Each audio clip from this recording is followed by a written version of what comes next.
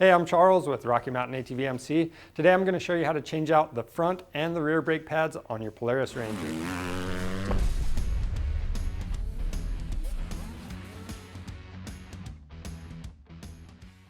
Changing out the brake pads on these Rangers is pretty simple to do.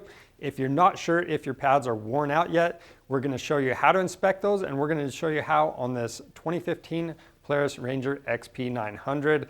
Now this will be a similar process for most Rangers. Just make sure you reference your model specific service manual throughout the job. Let's get started. Now for ports, whenever you're changing brake pads, whether you're doing front or rear, you want to change out both pads on each side.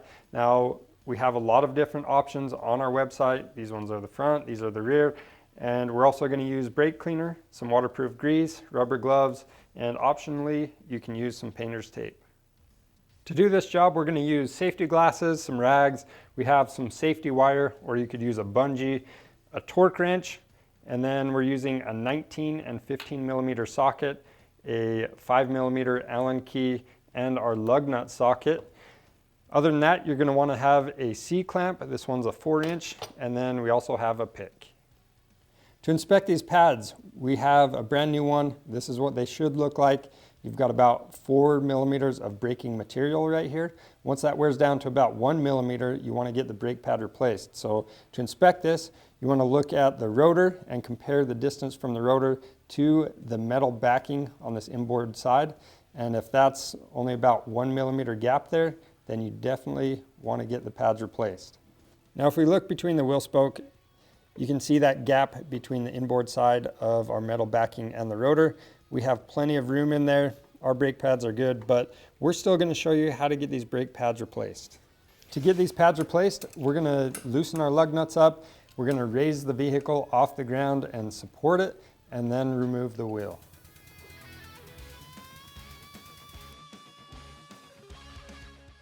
So right here on the caliper, we have an adjuster screw. This is a 5 millimeter Allen socket. And we're just going to back that out all the way. Then we can take our 15 millimeter socket and we're going to loosen up the caliper mounting bolts on the top and bottom of the caliper.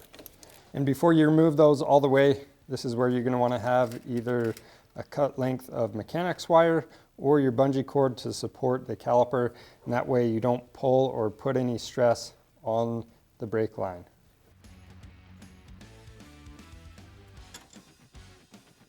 All right, the next step is to pull the caliper off.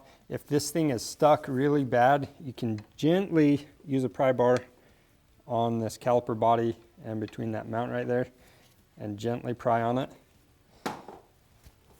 But a lot of times you're not going to have to. So only do it if you have to. The other thing, if the caliper doesn't want to come off, you definitely want to check this rotor for a ridge at the top. If there's a ridge, you want to take a measurement with a micrometer and possibly replace the rotor. The other thing you want to check on the rotor, if there's a lot of deep grooves in it, you're going to want to get this replaced. Next thing we're going to do is clean up these pistons before we push them in. So when you do that, be looking for any serious corrosion right here. If you have a ton of buildup, you can use a little bit of Scotch-Brite to clean it up before you press those in, because you don't want to tear the seals. For us, where this is just dusty, we're just going to use brake cleaner and spray everything off. All right, once you have everything cleaned up, we're going to press these pistons into the caliper body using a C-clamp. We're just going to be pressing on this pad and on the back side of the caliper. This is where you can use some of that painter's tape or masking tape on this if you don't want to scratch it up. Now when you do this, keep an eye on your brake fluid, because this is going to push brake fluid back up through the master cylinder into that reservoir, and if it's been overfilled at some point in time, then you're definitely going to have to pull some brake fluid out.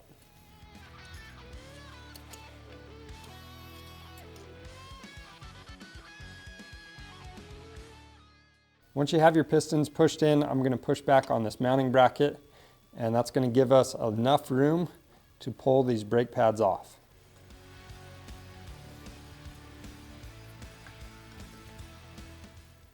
With the pads out, I'm going to do one final cleaning to this caliper.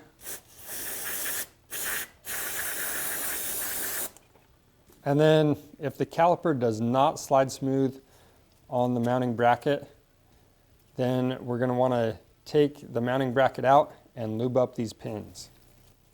Just press back on those rubber boots, pop them off. So we're just going to wipe those pins off with a rag.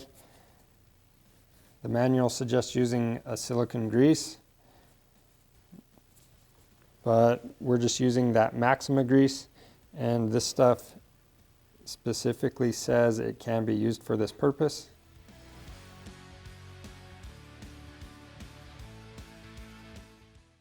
Now we can slide this back into the caliper body.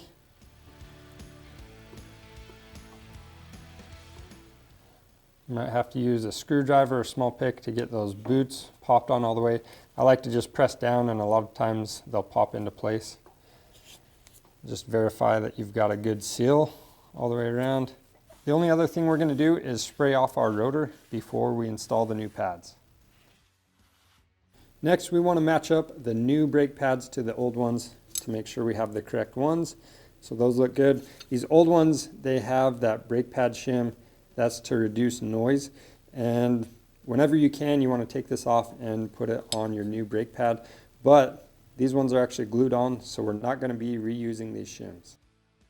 All right, so I've got our mounting bracket pressed all the way back, so we can slide these pads into place.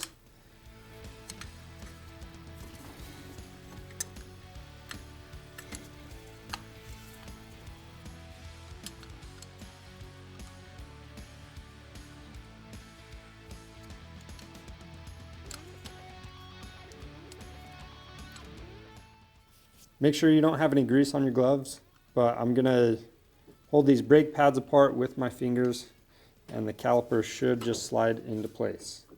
Next, we can install the caliper bolts. We're gonna torque them to 30 foot-pounds, and if you want, you can use some new blue Loctite on there.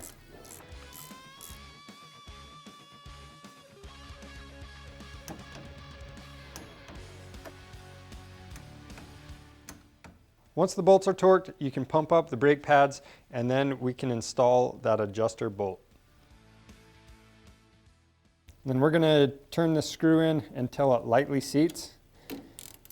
And then once it does, you're going to back it off a half a turn.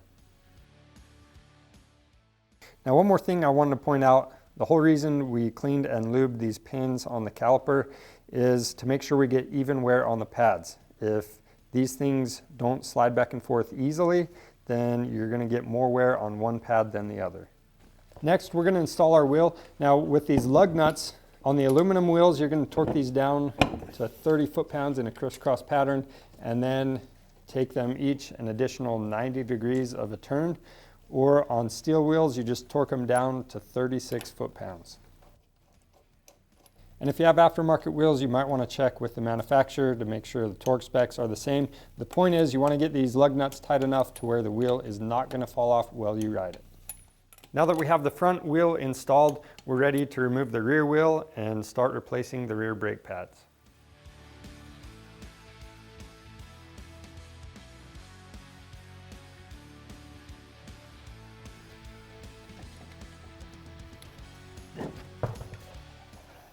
Now, to get these rear brake pads replaced, we're going to take all of the same steps as we did on the front. The only difference on our machine, these caliper mounting bolts are going to be torqued to 46 foot-pounds. Once you have your brake pads installed and your pedal is pumped up, you want to check the fluid level in the master cylinder and make sure that the fluid is up to that max line. Now, one more thing, you need to burnish in these brake pads before you just go right around normal. So what you're going to do is drive the machine at 30 miles an hour, and you're going to come to a gradual stop 10 different times, and you don't want to do that more than 3 times in a 1 mile period.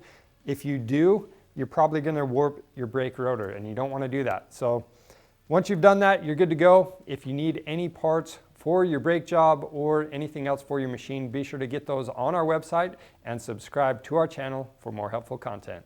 Thanks for watching.